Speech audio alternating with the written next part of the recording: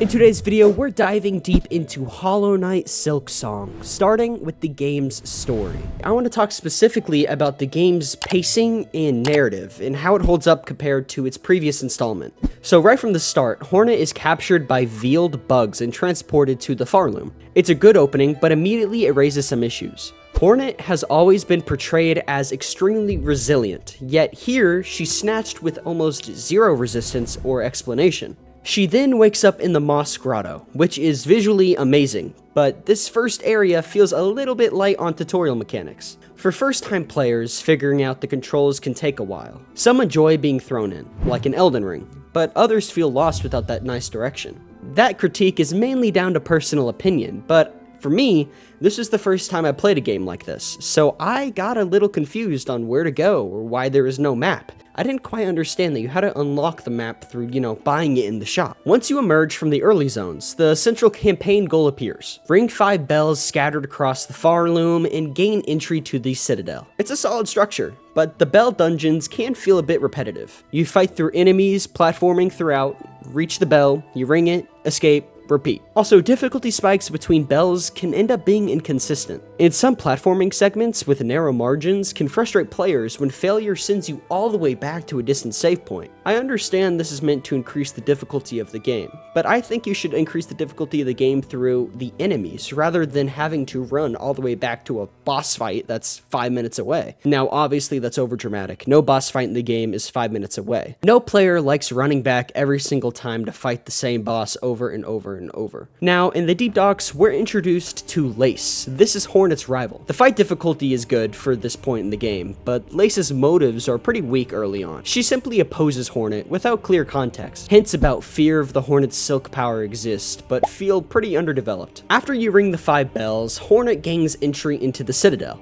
but first descends into the Underworks. These areas lean on dungeon tropes and sometimes feel visually less inspired. Inside the Citadel, 3 conductor statues instruct Hornet to find the threefold melody. Music as power is a strong lore idea, but because it's introduced through scattered exploration and backtracking, it can feel more like padding than adding any actual value to the story. Eventually, Hornet faces Lace again in a more cinematic duel. It has great mechanics, but narratively, the arc is still underdeveloped. Her hostility feels inconsistent, and the emotional stakes could be a lot stronger. After completing the conductor tasks, Hornet proceeds to the Cradle, where Mother Silk is revealed as a central antagonist. I love this idea, but sadly, the reveal feels a little bit soft. Without gathering many lore fragments, players may struggle to piece together her motivations. Without doing a lot of side missions and finding a lot of the lore fragments, this entire storyline feels abrupt and out of place, and I feel like it should be implemented more into the main story than it actually is. So in the end, some arcs are resolved. Lace's corruption, Grandmother Silk's role, Hornet's heritage, but others remain loosely tied. The Weaver's link, or Hornet's future path. The narrative ambitions are high, but because the story aims so big,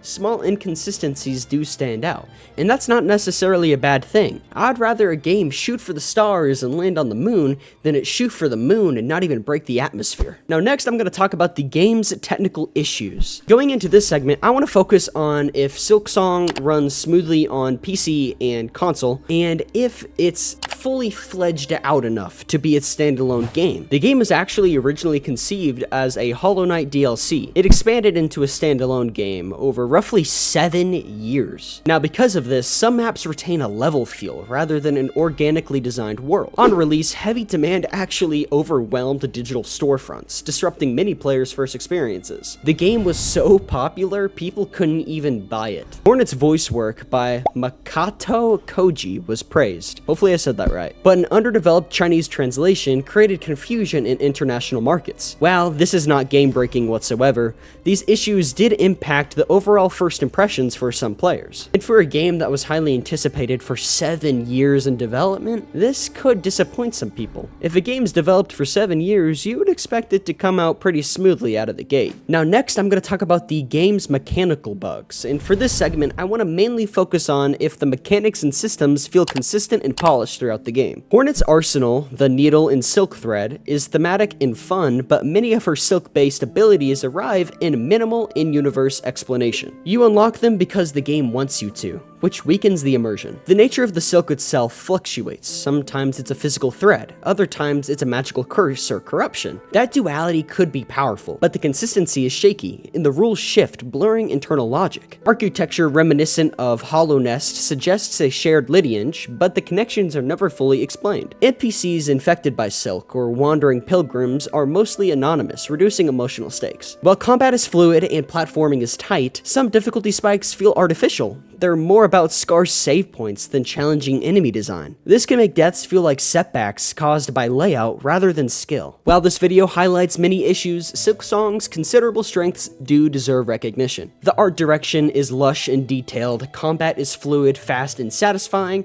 platforming is tight, the world encourages curiosity, and the soundtrack is amazing. Silksong doesn't need to be perfect for it to be a masterpiece. It's a bold, beautiful step forward in the Hollow Knight universe. Thank you for watching Everything Wrong with Hollow Knight Silksong. If you noticed any plot holes or inconsistencies I missed, make sure to drop them down in the comments below. I love to read your insights. If you liked this video, please hit like and subscribe, ring that notification bell so you don't miss our next critique, and until next time, stay sharp.